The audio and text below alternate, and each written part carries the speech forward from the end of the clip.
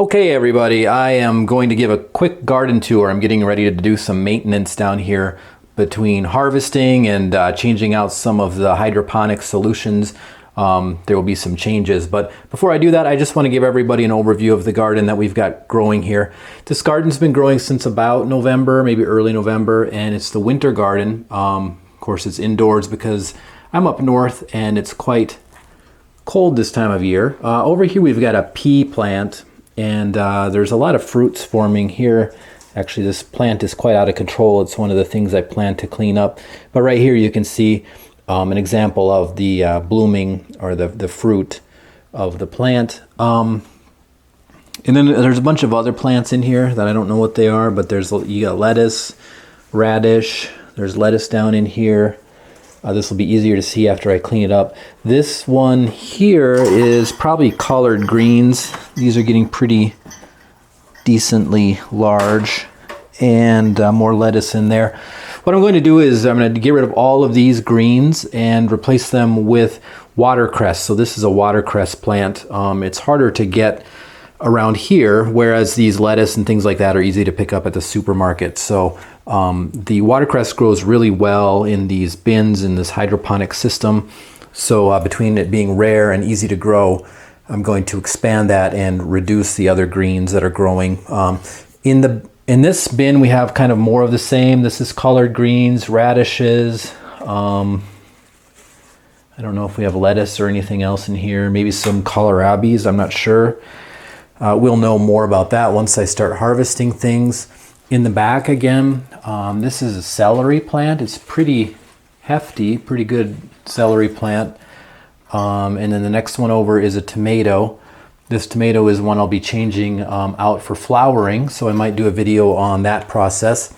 And then the next one here, and these are all I should mention in 5-gallon buckets, as opposed to the 10-gallon bins in the front row.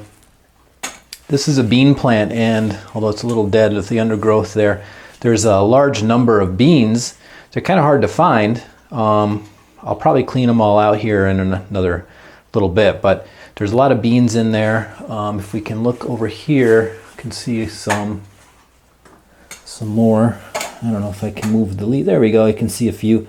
So there's probably a good, I don't know, a few pounds of beans or a pound of beans. I don't know. I have no idea. There's some beans in there. So then the next section here is kind of under development more.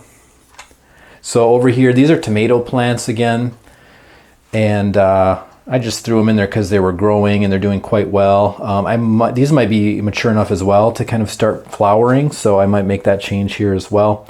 This is a big seed plant, and I don't know, we'll see what it does. This is a bitter melon. I'm going to convert this one to flower as well because it's getting pretty big, and this is a vine, so it'll really take over the whole room if we let it. Down in these gutters I have just placed some seedlings. I was trying to start seedlings in here, but they've clearly grown and need to be transplanted. This is a pepper that got in there, kind of a volunteer pepper with a tomato plant, a cucumber, some kind of thing, kai kuk I think, a bean plant, lettuce, more of some kind of stuff, another thing, and a bean. Same kind of thing going on here. And then these are the starts.